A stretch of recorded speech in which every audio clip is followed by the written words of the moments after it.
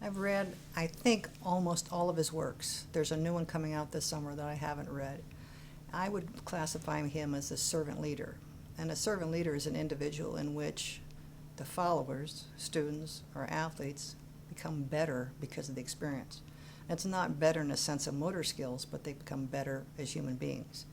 And so as a servant leader, his goal was for these young men to learn life's lessons, to understand the value of character, and it was a character-driven educational model. And so that was his goal, as what I understand. I've never met him. I wish I would have, but I didn't. I think that's very different than what we have in most coaching situations today, in which getting better is about motor skills. Yes, coaches usually say things like, I'm here for the kids. I want them to be better. But their programs are based almost entirely on motor skills, and very little time is stressed on this greater global issue of servant leadership. When you talk to coaches about this difference between coaching for skills and coaching for character, what are the kinds of things that you tell them? Do you use anything that might relate back to Wooden? If relating to Wooden, most people have read something of Wooden, and most people think they do the same thing. Whatever you describe or what you should do, most people will say, that's what I do. Actually, if you want someone to do a servant leadership program, you probably need to do an intervention with them so that they can study the tenets of servant leadership as well as apply it to their own program. That takes thought and time and reflection. It isn't something that you just read and say, oh yeah, I got that, that's what I do. So Wooden's tenets are very specific, and it's based on his pyramid. And each one of those blocks of his pyramid, he thought out over a 40-some year period of time to come to what he thought it was. It takes time to understand that and to put it in perspective.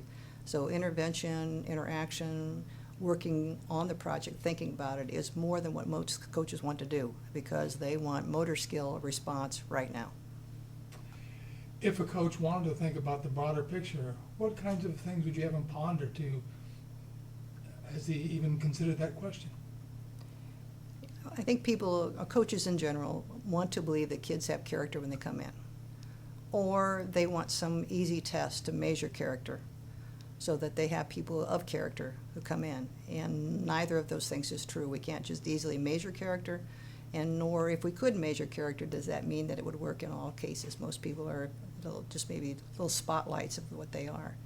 It takes time to incorporate the notion of character on the playing field. That means there's probably time where you're not doing motor skills.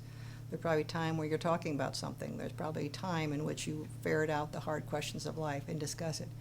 As I read Wooden, he did this very well through his teaching. His tasks on the court were built into these character words or these phrases. They came about throughout what he was doing. He taught through these vignettes while he was on the court.